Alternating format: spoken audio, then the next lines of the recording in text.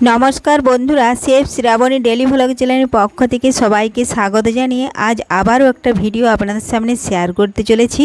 আপনারা প্রথম থেকে পুরো ভিডিওটা শেষ পর্যন্ত দেখতে থাকুন। ভিডিওটি ভালো লাগলে একটা লাইক দিয়ে পাশে থাকুন ও বন্ধুদের সাথে শেয়ার করে দিন। চাল ধোবো, বর্ষাকালে চাল ধোয়ার ভিডিও। তো দেখুন বন্ধুরা, এখানে একটা বালতি নিয়েছি। আর বর্ষাকালের মেঘ তো কখনো রোদ কখনো মেঘ, যখনই রোদ দেয় তখনই কিন্তু চালটা ধুয়ে নিয়ে আমরা তারপরে ধুয়ে নিয়ে লবণ মাখিয়ে কিছুক্ষণ রেখে দিই, তারপরে ছাদে দেওয়া হয়। তো দেখুন সেই রকমই আজকে চাল নিয়ে এসেছি। আর দেখুন চালটা এখন বালতির মধ্যে আমি ঢেলে নেব। চালটা কিন্তু খুবই সুন্দর, আর যদি রোদ দেয় তাহলে কিন্তু চালটা ভালোভাবে শুকনো হবে, যদি না রোদ দেয় তাহলে কিন্তু চালটা নষ্ট হয়ে যাবে। তো সকালবেলায় সূর্য উঠেছে, রোদ দেখাও যাচ্ছে, এই জন্যই আমি চালটা কিন্তু বালতির মধ্যে দিয়ে দিচ্ছি। এ দেখুন বালতির মধ্যে ঢেলে নিয়েছি। এখন আমি পরিমাণ মতো জল দিয়ে দিচ্ছি চালটা ধুয়ে নেওয়ার জন্য। তার আগে যদি কোনো বন্ধু আমার চ্যানেলে নতুন হয়ে থাকেন, চ্যানেলটি সাবস্ক্রাইব করে বেল আইকন হলে সেট করে দিন সবার প্রথমে আমার এই ভিডিও পেতে। এ দেখুন চালটা খুবই সুন্দর, একদম গুমা নেই, ভালো চালটা।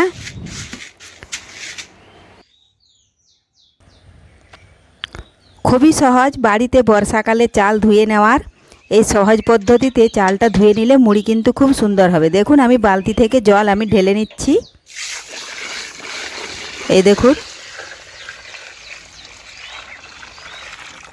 অন্যদিন আমি হাঁড়িতে চাল ধুই, আজকে কিন্তু আমি বালতির মধ্যে ঢেলে দিলাম। আর দেখুন জল ঢালা মাত্র কতটা ফেনা ফেনা ভাব উঠছে।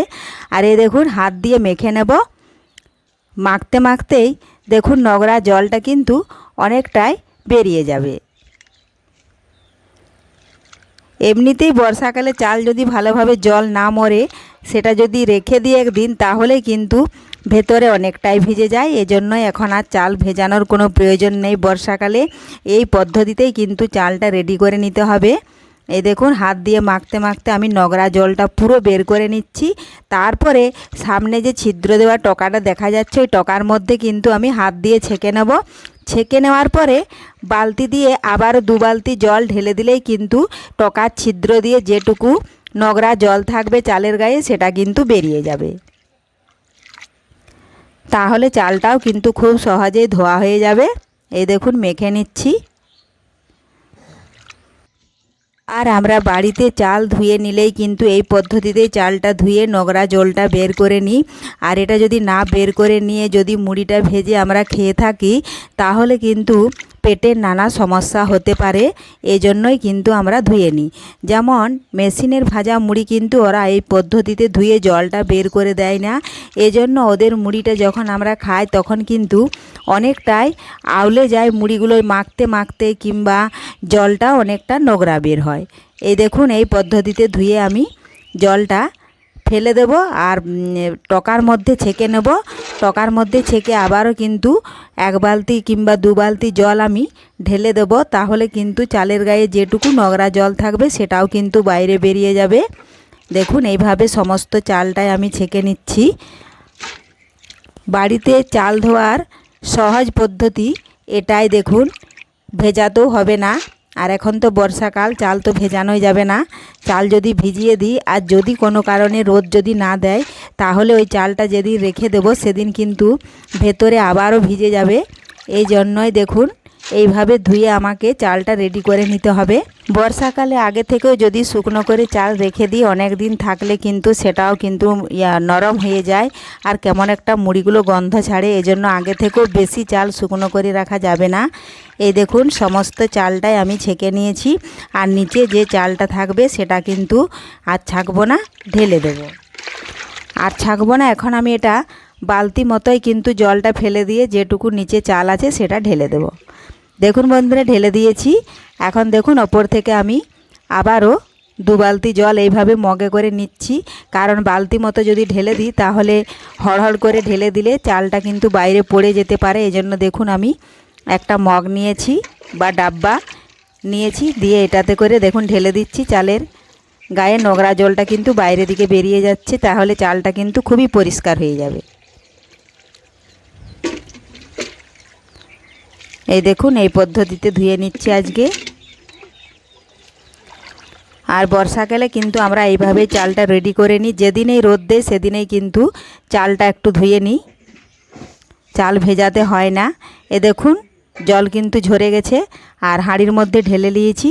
এখন কিন্তু আমি লবণটা মাখিয়ে নেব। পরিমাণ মতো লবণ দিয়ে দেব। 4 কেজি চালে যেভাবে লবণটা দেওয়া হয় সেইভাবেই দেখুন আমি ছোট্ট ছোট্ট ভাগ করে 12টা ভাগ বসিয়ে দিচ্ছি, তাহলে লবণটা ঠিকঠাকভাবে হবে, বেশিও হবে না কমেও হবে না।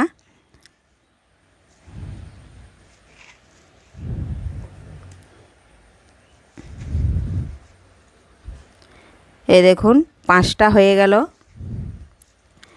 এইভাবে দেখুন আমি 12টা ভাগ বসিয়ে দিচ্ছি। আর 12টা ভাগ দেওয়া হয়ে গেলে আমি হাতের সাহায্যে ছড়িয়ে নেব। ছড়িয়ে বেশ কিছুক্ষণ সময় নিয়ে চালের সাথে লবণটা মাখতে মাখতে মিশিয়ে নেব। মাঝখানে লবণ মাখতে মাখতে কিন্তু মাঝখানে আমি একটু সাদা তেল দিয়ে দেব, তাহলে চালটা কিন্তু অনেকটাই পিছলে পিছলে ভাব থাকবে, মুড়িও কিন্তু ভালো হয়। কারণ চালটা ধুয়ে নেওয়ার পরে নোংরা জলটা যখনই বের হয়ে যায় চালটা কিন্তু অনেকটাই খসখসে হয়ে যায়। এই দেখুন হয়ে গেছে 12টা দেওয়া। এখন লবণটা বেশ কিছুক্ষণ সময় নিয়ে মাখিয়ে নিতে হবে। লবণটা মাখানো হয়ে গেলে আবারও কিন্তু বেশ কিছুক্ষণ আমি হাঁড়ির মধ্যে রেখে দেব, তাহলে লবণ জলটা কিন্তু চালের সঙ্গে ভালোভাবেই টেনে ঝরে হয়ে যাবে চালটা। তখন ছাদে আমি মিলে দেব। যেভাবে প্রত্যেক দিন আমি চালটা মিলে জল মরিয়ে নিই সেই পদ্ধতিতেই চালে জলটা মরিয়ে রেখে দেব।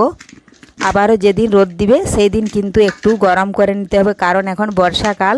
রোদের যদি বাড়িতে শুকনো করে রাখি চালগুলো তাহলে কিন্তু ঠান্ডা হয়ে যায় বা একটু নরম হয়ে যায় ঠান্ডা হাওয়া বাতাসে। এই দেখুন বন্ধুরা, এখনই রোদ দিচ্ছিল, কটকটে রোদ দিয়েছিল, এখন কিন্তু আস্তে আস্তে মেঘে অন্ধকার করে আসছে। তাহলে কি আমার চালগুলো আজকে শুকনো হবে না জানি না। চালে তো লবণ মাখানো হয়ে গেছে, শুকনো হোক নাই হোক তাও কিন্তু আমাকে মিলে দিতে হবে। দেখুন ছাদে মিলে দিয়েছি আর মেঘ কিন্তু অন্ধকার করে আসছে। আর এ দেখুন মিলে দিয়েছি, হাওয়া একটু লাগুক, যদি রোদ দেয় ভালো, তা না হলে কিন্তু নিচে গিয়ে মেলে রেখে দিতে হবে। আর রেখে দিলে যদি কালকে রোদ দেয় ভালো, না হলে চালগুলো কিন্তু পুরো নষ্ট হয়ে যাবে। এতে কিন্তু মুড়িও আর হবে না, আর মুড়িটা হলেও কিন্তু খাওয়া যায় না, অনেকটাই গন্ধ হয়ে যায়। তো দেখুন বন্ধুরা নামিয়ে নিয়েছিলাম, আর দেখুন পরপর রোদ দেয়নি, তার জন্য চালটা দেখুন গন্ধ হয়ে গেছে, গুমে গেছে। কেমন মুড়ি হবে জানি না, কালকে ভাজবো। তো ভিডিওটি ভালো লাগলে লাইক শেয়ার কমেন্ট করতে ভুলবেন না।